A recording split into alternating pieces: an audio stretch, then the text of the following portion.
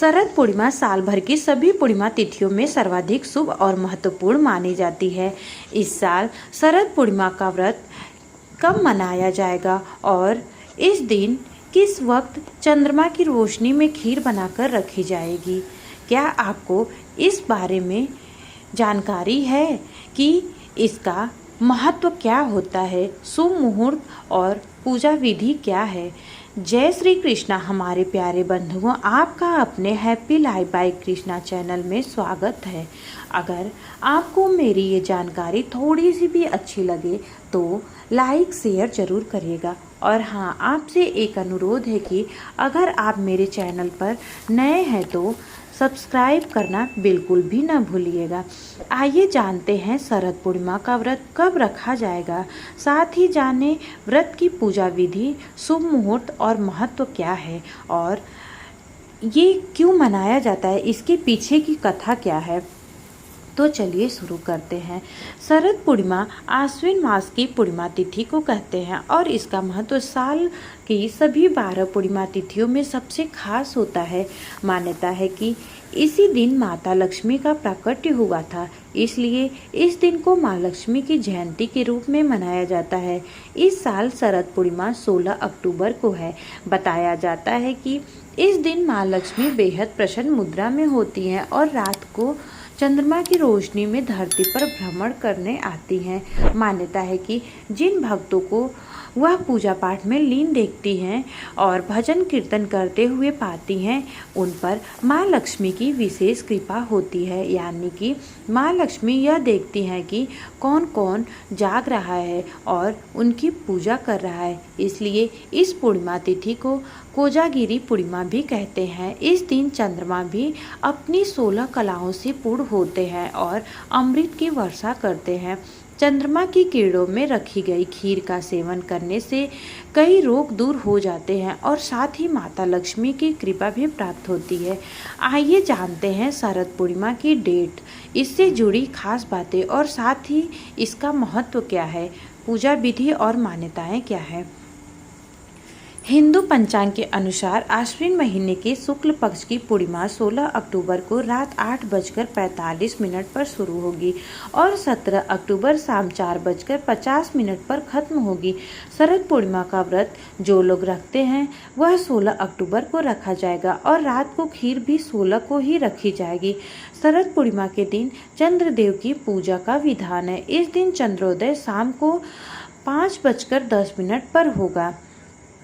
शरद पूर्णिमा के दिन माँ लक्ष्मी की पूजा होती है क्योंकि मान्यता के अनुसार इस दिन उनका जन्म हुआ था।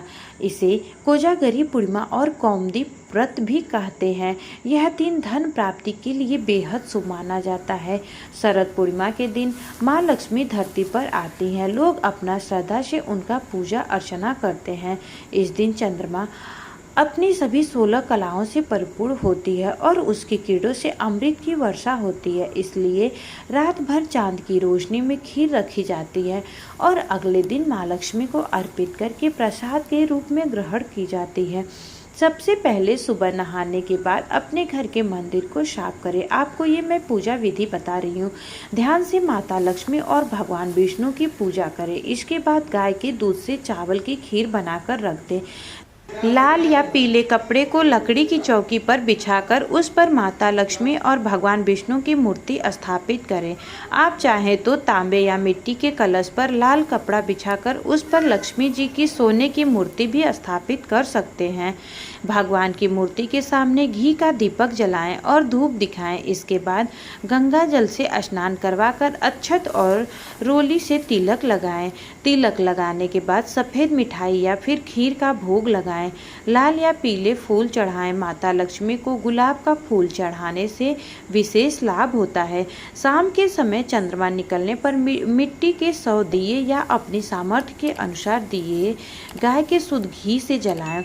इसके बाद खीर को मिट्टी के बर्तन में भरकर छलनी से ढककर चांद की रोशनी में रख दे। पूरी रात जागते हुए विष्णु सहस्त्र नाम का जप, श्री सूक्त का पाठ, भगवान श्री कृष्ण की महिमा, श्री कृष्ण मधुराष्टकम का पाठ और कनकधारा स्तोत्र का पाठ करें। पूजा की शुरुआत में भगवान गणेश की आरती करें। अगली सुबह ब्रह्म मुहूर्त में स्नान करके उस खीर को माँ लक्ष्मी को अर्पित करें। फिर उस खीर को प्रसाद के रूप में अपने परिवार के सदस्यों में बांट दें। कहते हैं कि इस तरह विष्णु भगवान और धन की देवी की पूजा करने से सभी मनोकामनाएं पूरी होती हैं और हर तरह के कर्ज से मुक्ति मिलती है। आइए अब मैं इसी के साथ आपको शरद पूर्णिमा की बहुत ही महत्वपूर्ण कथा सुनाती हूँ। ये कथा ऐसी है कि जिससे जान के आपको पूर्णिमा के व्रत के बारे में अच्छी जानकारियाँ प्राप्त होगी। पूर्णिमा के व्रत का सनातन धर्म में बहुत महत्व है। हर महीने में पड़ने वाली पूर्णिमा तिथि पर व्रत करने से भगवान विष्णु और माँ लक्ष्मी की विशेष कृपा प्राप्त होती है। माँ लक्ष्मी और श्री हरि की इसी कृपा को प्राप्त करने के लिए एक साहूकार की दोनों बेटियां हर पूर्णिमा को व्रत किया करती थीं।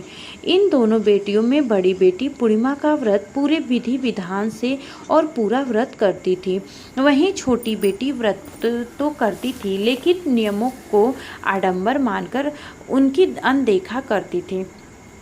विवाह योग्य होने पर शाहूकार ने अपनी दोनों बेटियों का विवाह कर दिया। बड़ी बेटी के घर समय पर स्वस्थ संतान का जन्म हुआ। संतान का जन्म छोटी बेटी के घर भी हुआ, लेकिन उसकी संतान पैदा होते ही दम तोड़ देती थी। 2-3 बार ऐसा होने पर उसने एक ब्राह्मण को बुलाकर अपनी व्यथा कही और धार्मिक उपाय पूछा। उसकी सारी बात सुनकर और कुछ प्रश्न पूछने के बाद ब्राह्मण ने उससे कहा कि तुम पूर्णिमा का अधूरा व्रत करती हो, इस कारण तुम्हारा व्रत फलित नहीं होता है और तुम्हें अधूरे व्रत का दोष लगता है।